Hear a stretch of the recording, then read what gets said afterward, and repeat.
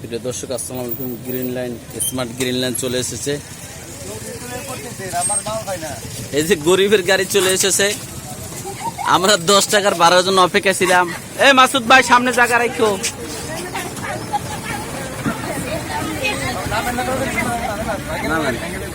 আবার কি সামনে পড়বেন? এই পিছে পড়ুন যান।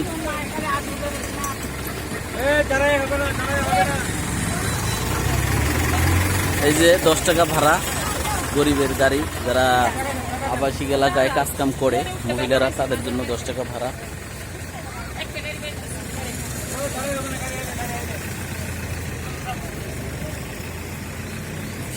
এই মাসুদ ভাই জায়গা হবে না?